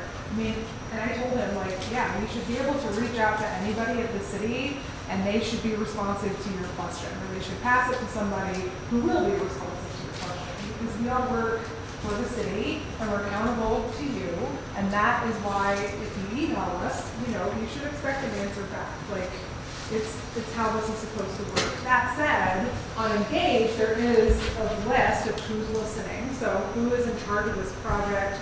Who's the most, efficient, effective person to reach out to? That's a great place to start. So even, this is about Lincoln Hills and Lincolnwood engineering analysis for stormwater. And so if you have another stormwater question, even if it isn't specifically Tracy's purview, you might start with her, and then she could get you to the right person. So that's another kind of way to use Engage as a way to sort of like, hey, who's in charge, like whose purview is this, who should I reach out to, and then kind of go from there. I also want to add a piece about semantics. Oftentimes the projects on Engage are, I kind of think of this as almost like a social media platform that the city can provide. But just because there may be comments on a project and they are considered part of the public record, there may not be a legal mandate to take public comment on a project. This goes back to subdivisions. I'm going to nudge you to speak up if I speak out of turn. Well, we have to take public comment. We have to take public comment, but for example, not every project requires a public hearing. So, again, this is a reason why things may look different on Engage, and sometimes we're only asking for public comment, or sometimes we're directing you just to the public hearing because state law affects these kinds of things. A great example is building permits. You know, if a parcel is zoned and it meets certain criteria, and the person who owns it wants to go in and pull building permits to put a fourplex in, and that's allowed by law. There's no public hearing, there's not even really a comment period. Like if you have an opinion, you could certainly email any of us. We'll hear that opinion, but we can't go pull a building permit away from someone if they meet all the criteria. I think that's a good thing. Yeah. But Engage is also a place where you can get information about the public hearing, so we talked about the land use plan.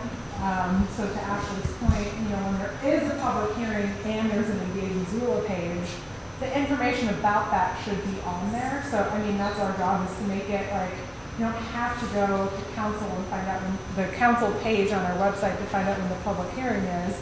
You should be able to go to the Engage page and say, okay, I can go to the open house and give my input and give my opinions. And then I know that the public hearing is starting sometime a little bit after that.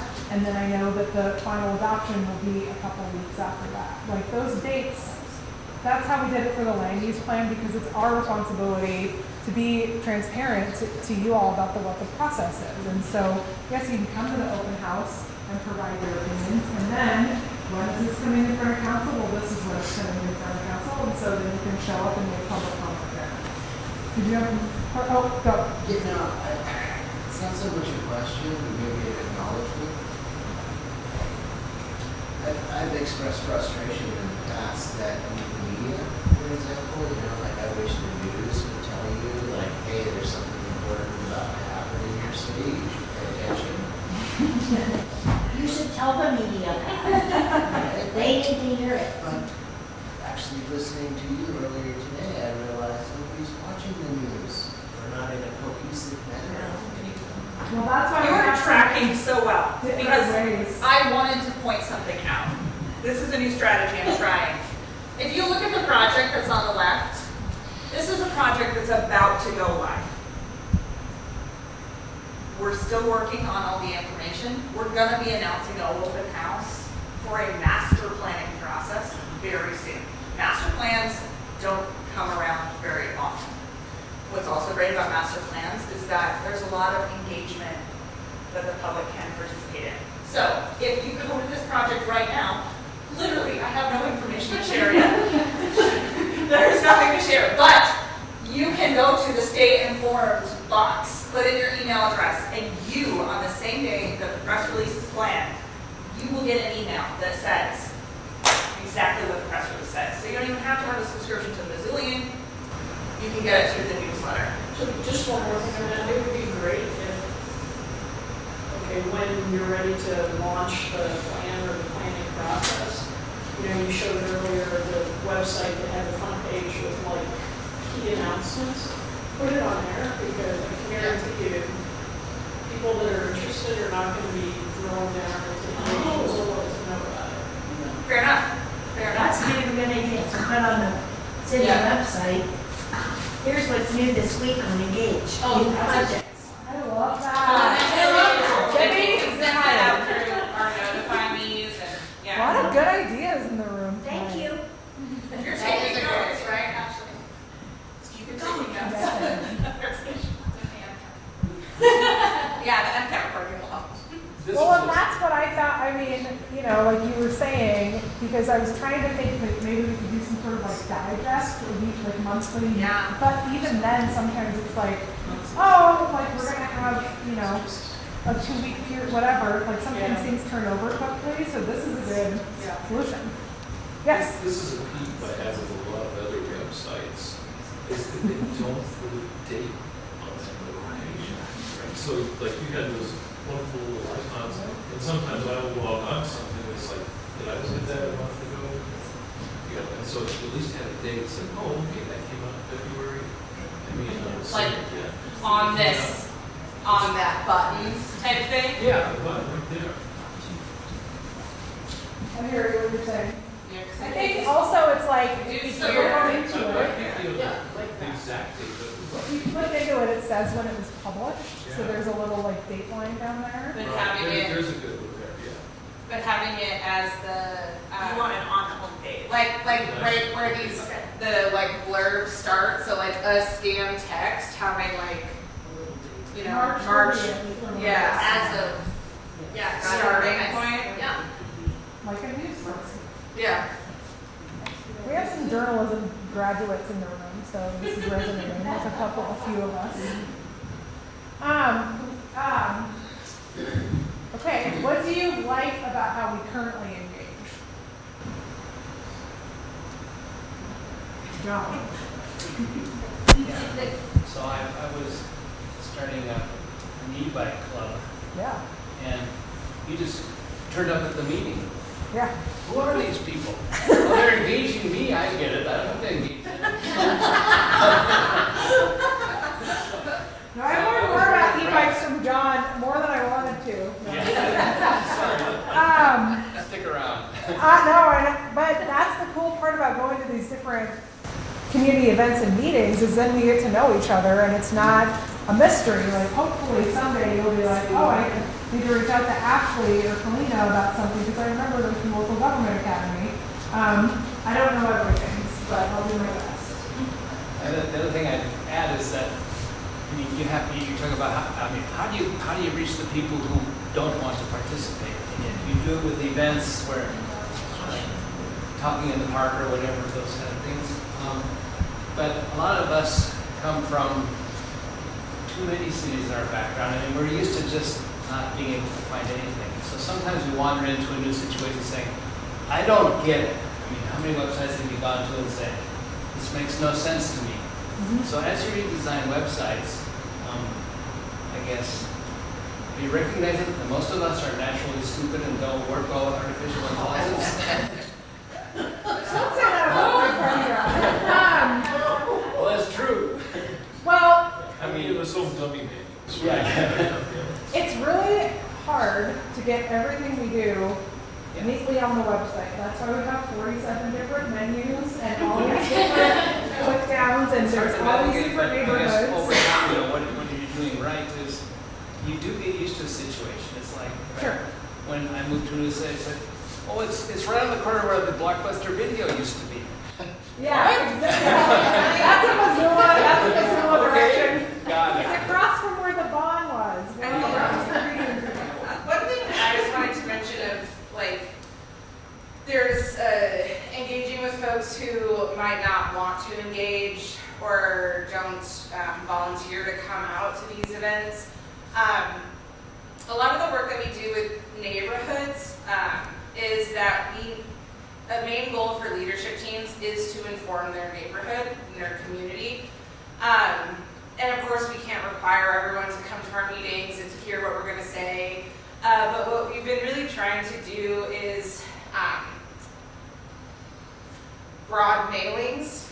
So to make sure we've started to use the every door direct mailing system from the Postal Service, where it's going to every door on a mail route, so they can engage whether online or come to our meeting.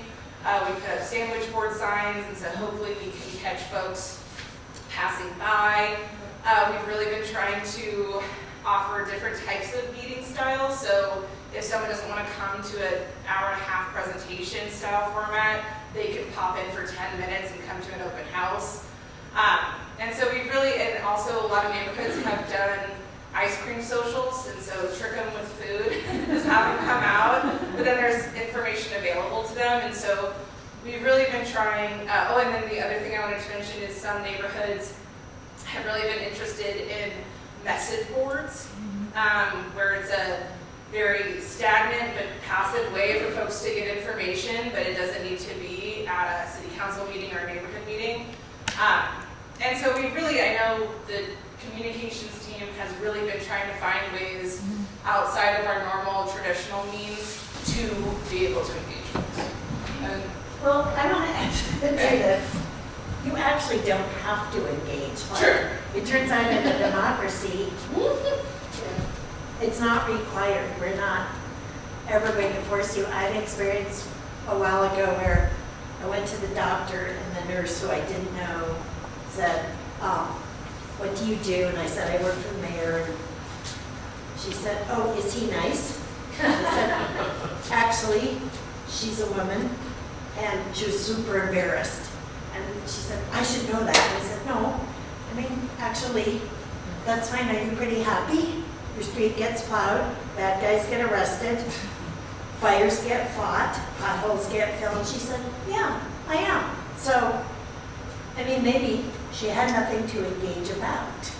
I think the other thing I that was think we bad. allow that room for that. Totally. Well, and it's not just that people don't engage or don't want to, but that they just can't because our meetings are not on time, but they can engage. And so when I talked about the barriers that we try to address, and it's a work in progress. Like, we are definitely, incrementally getting better over time, and we have work to do, and that's why we have conversations like this, and we come and talk to folks like you that are smart and have great ideas, is because then we learn about how to do better. But the barriers thing is really important too, because if you have kids and you are just getting off work at 6 and the open house only goes until 7 and you have to go feed them, well, if there's going to be sandwiches at the park design workshop or whatever, let's take the kids there, and then they get to talk about what they want to see at the park, and you get to eat, and you get to engage in the thing that means something to you. And so it's kind of our job to think about that type of stuff too, so that we're not just providing opportunities for people that can come between 5 and 7 and then go home and eat or eat beforehand, but that we're thinking of the full scope of our community. Yes? So it's kind of a little bit tags onto there, and I don't know if there's already a program in place, but we talked about, or someone mentioned, the aging community in Missoula, and a thought just popped into my head about what about a venue or where a senior or somebody who, one, has mobility issues and can't come to all this and isn't tech savvy to get onto YouTube, to watch city council meetings, to sign up not for maybe a newsletter, but for a service where once a month, once every other month, once a quarter, for those people that signed up, we drop a doorknob hanger off that says, hey, just as a reminder, mayor elections come up on this date. These are the projects in your area. Something that basically goes retro and not new tech. I'm 56. I grew up when personal computers started to become a thing, but there are still people who are older than I am that still have a stake in the community. But they're not that. I think they're left out, and they don't want to be left out.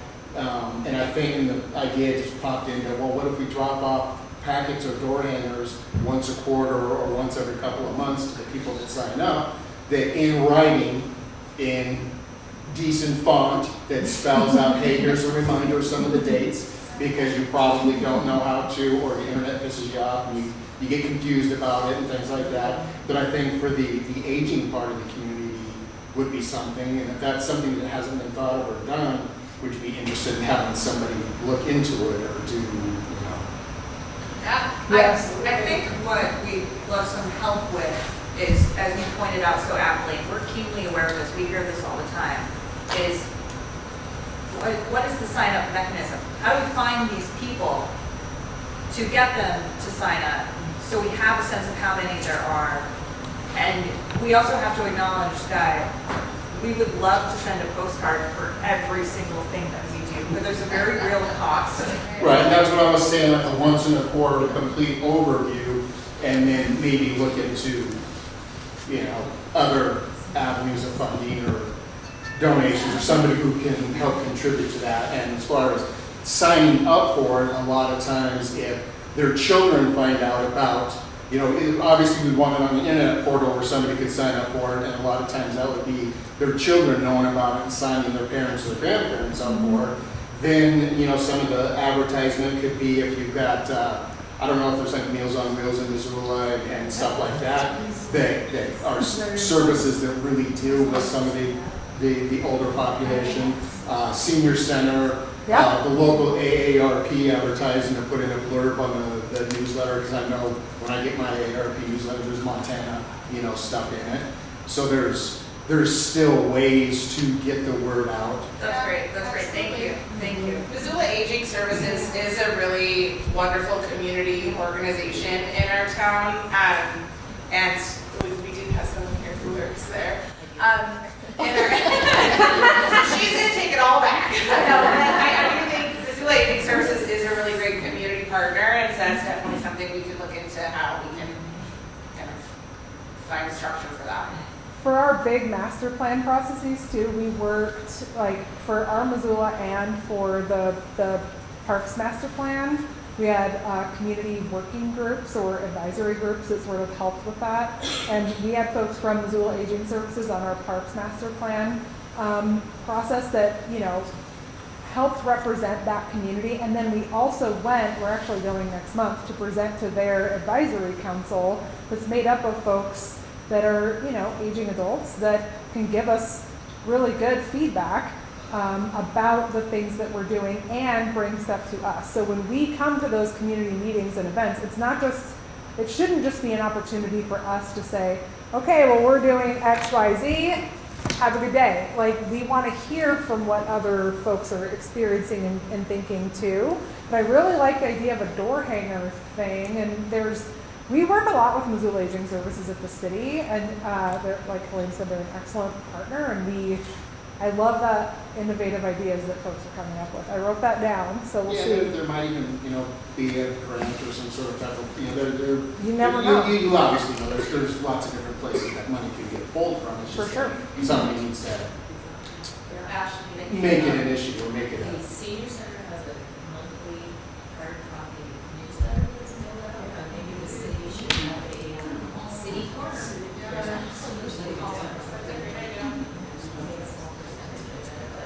They have their mailing list already and We put stuff in the Missoula Aging Services mail newsletter before too, which has been really effective about Engage Missoula, and then also just about things that are coming up. Because like you said, if I'm not already going online, how am I going to find out about Engage Missoula? So that was a way for us to be like, hey, if you're interested in what's going on in the city, like, this is where you can find that out. I just think that going back to written form for it's the aging for sure. is the best way Totally. to maybe get that information across. And when you look at, it's expensive to do that stuff. Well, it's expensive to pay people to manage websites and do all the e-stuff too. Yeah, for You know, sure. And none of that stuff's cheap, so it's like, well. Totally. Put it in the water bill insert. We did that for our The water bill is huge. We did do that, and it was really effective. It was cool. You can just do a little like flyer, you know, like 3rd page flyer insert, and so when you get your bill, then you can say, yeah, that's super effective. It's been Well, really they have to really pay cool. water to do it. We did have to pay for it, yeah, Yes. but it was worth it because everybody's getting. It was cheaper than doing a mass mailing. Yes. So you asked what I like about how your company is. Yeah. The fact that you're doing that. Thanks. That's nice of you.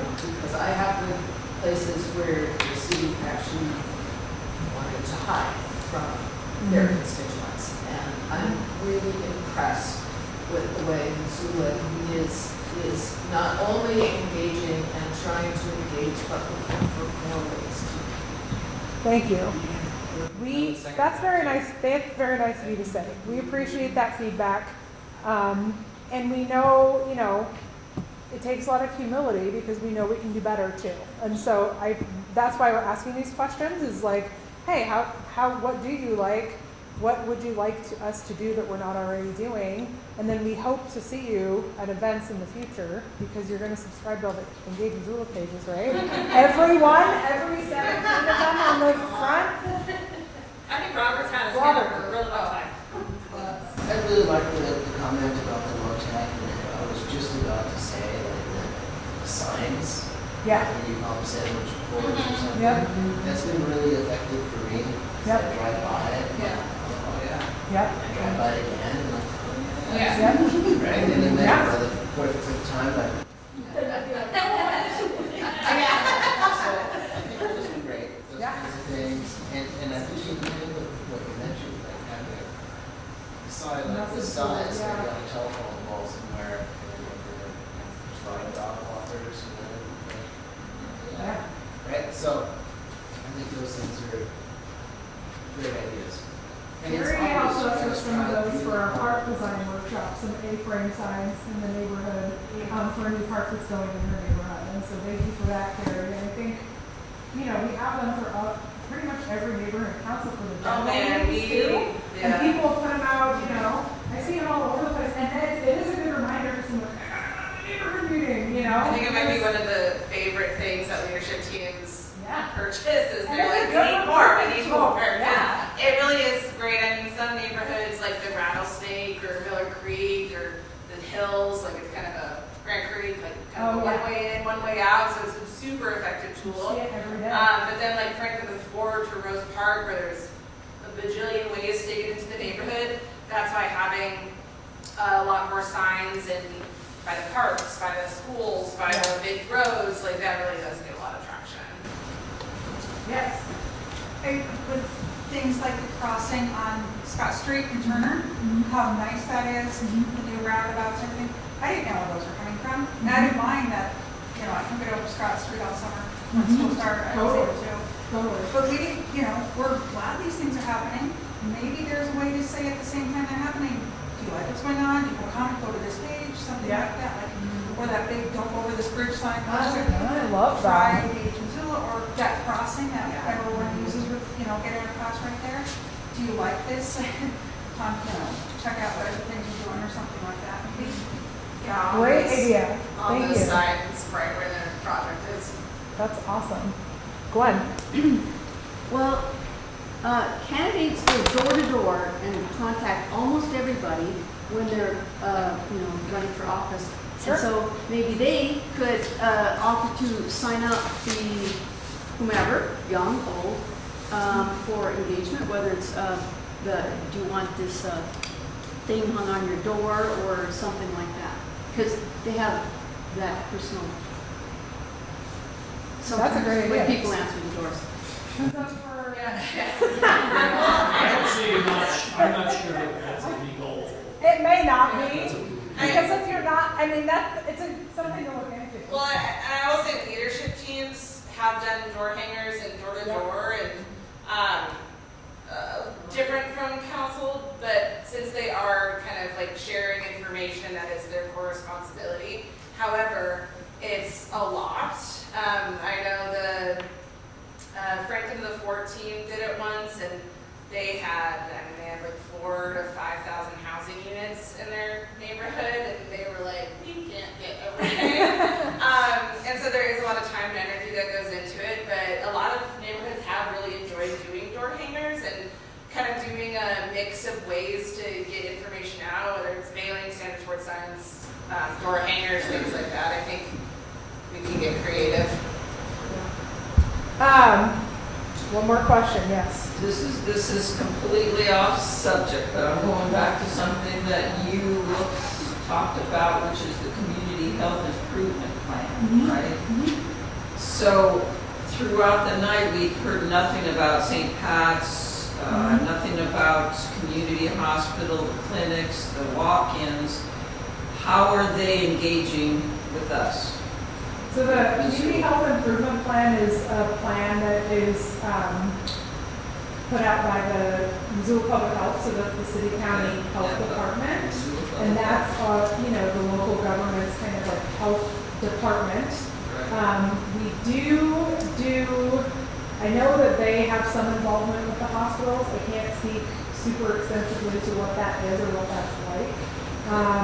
But we also have initiatives through our public health department. There's an initiative for, it's called Invest Health, and I think it might be ending soon, but it's an initiative that's been going on for, I think, about a decade or longer, that has really helped bring, you know, healthcare to, and different like health outcomes to the masses through different social determinants of health. So there's all these different things that the local government does that can inform your health, things like access to parks, access to housing, your built natural environment, whether you feel like you belong in your community, whether you feel like you're included, all sorts of different things. And so the Missoula Public Health is really like the department for healthcare through the local governments.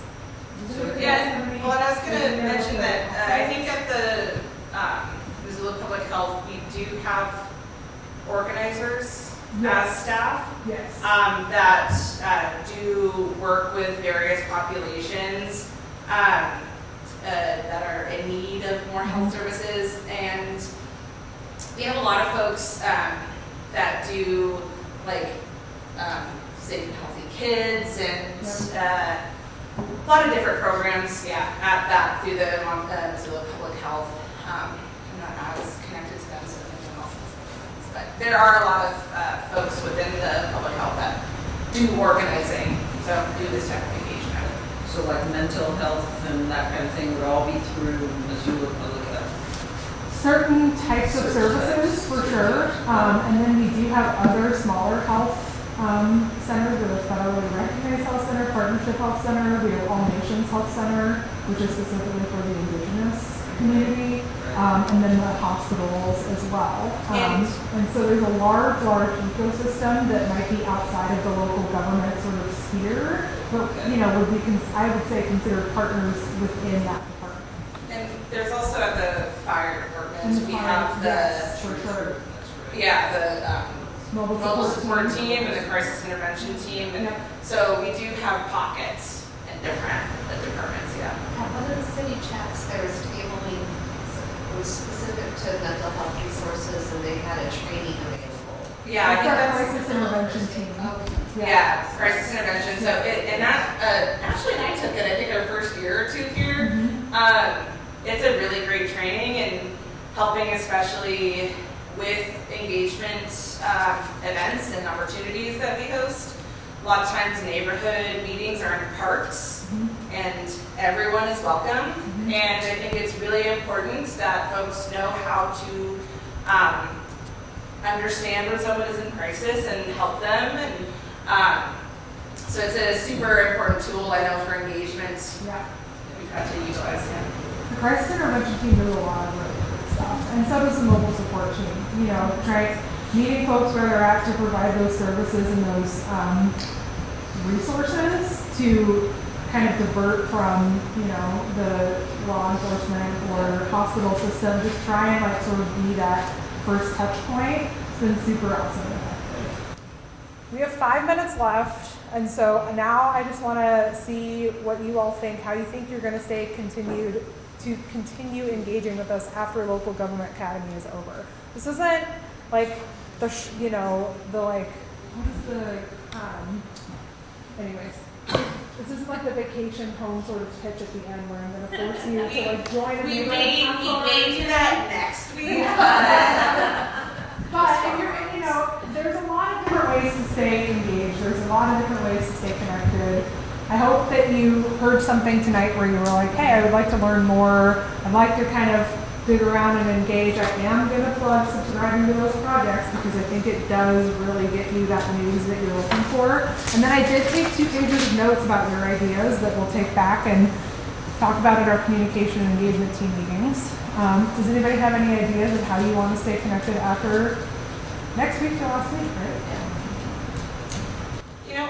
No pressure. I'm not looking at anyone who's Well, one thing I did want to mention too, that I don't know if we talked much about today is Missoula is really big on word of mouth.